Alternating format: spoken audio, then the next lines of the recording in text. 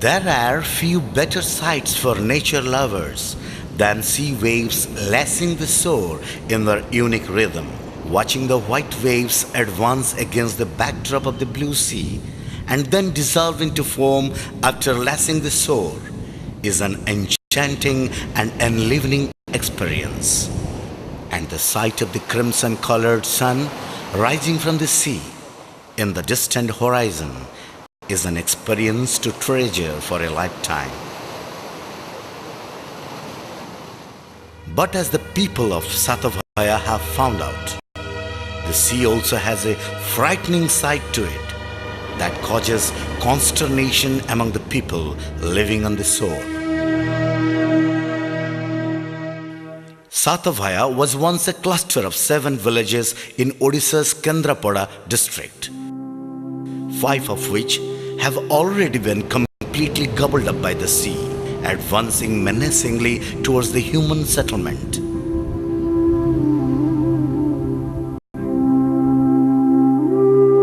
The bulk of the remaining 2 are gone too, and it is only a matter of time before the few families that still remain sift out. This submerged tube well was banged in the middle of Satabhaya village not so long ago.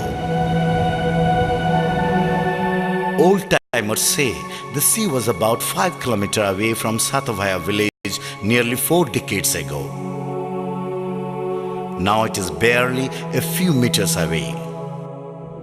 The process of erosion has only accelerated in the last 2 years.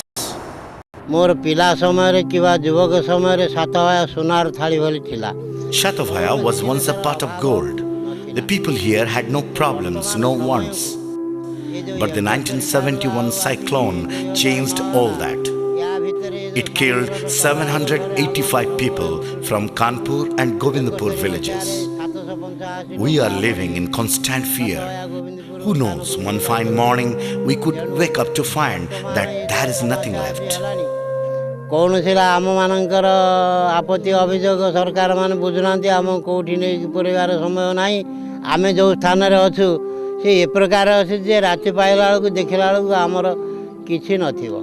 The majority of people thrown out of their home and hearth by the marauding sea have resettled in a nearby area that is now known as Barahipur village, named after goddess Panchu Barahi, the village deity.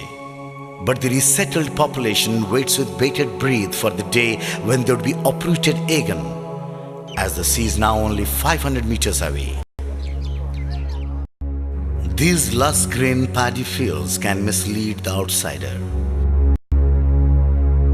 One surge of the sea and the entire crop is gone. The saline inundation rendering the paddy fields uncultivable for at least 2 years. If they have not gone under the rapidly advancing sea by then, that is. With no other avenues for income, the young migrate to distant Kerala in search of work and money. Almost every family in the village has a son working in Kerala. More often than not, he is the sole bread earner of the family. This is what passes off as a road in these parts. The only vehicle that can ply on it is a two-wheeler, and that too if there are no rains. Even if it rains just a little, the road becomes completely unmotorable. Even the bike can take you only as far as the boat ghat at Okilapad. From there, one needs to undertake a precarious, dangerous boat ride on the crocodile-infested river to the other end before venturing out to the outside world. And God save those who need to go out in an emergency after 6 p.m. when the boat service ends for the day only to resume the next morning. The worst victims of this apology of a communication are those who fall ill and require urgent medical attention. While I was carrying, I had a nasty fall, but such was the condition of the road that I could not go out to receive medical attention for a full 6 days. The nearest hospital is about 30 kilometers away. I was lucky that I survived, but Many mothers and children in the village have died because of lack of medical care. Medical जीवा पे 6 दिन लागि जाइथिला एठी मां मरुचंती छुआ भी मरुचंती. Education has been one of the worst casualties of the utter indifference of the administration to the plight of these hapless people. बड़ा problem होची सप्तम. There is no high school in the area, and given the economic condition of the people, very few are in a position to send their children outside to study. As is often the case in such situation, girls are the worst victims. तेनु सेमान मौलिक अधिकार एठी वंचित होचंती. Many of the people who have lost their home and land have been resettled on wooden land at Okilopala village at the initiative of eminent social activist Rama Devi and others.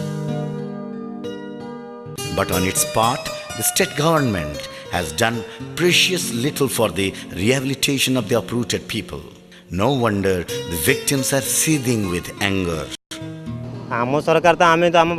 Since the days of our grandfathers, we have been hearing that we'll be rehabilitated.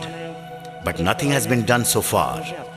If some people are still clinging onto their homes, it's because they do not have the means to settle elsewhere. The people of this back and beyond land know very little about climate change and global warming leading to the rise in the sea level. But with their experience of the severe cyclones in 1971 and 1999, they do know that mangroves play an important role in protecting them from the surging sea waters. The realization has led them to protect mangrove forests and regenerate destructed patches. Mangroves are also important for them as they provide nearly everything that they need to build or repair their houses. While the efforts to save the mangrove forests are certainly welcome, it could well be a case of too little, too late. Experts say, given the rate at which the sea is advancing towards the shore, it will not take more than a year or two before the entire Satabhaya cluster of villages, with a population of nearly 3,000, is wiped off the face of the earth. Even the people know that it is no doomsday prophecy. The voice of septuagenarian Vaishnava Sahani of Baraipur trembles as it talks about the impending doom. There will be a storm in the sea. It will demolish the houses that are nestled amid the casuarina's trees. Everybody here will die. Nobody will be spared. When you come, you will only see human corpses.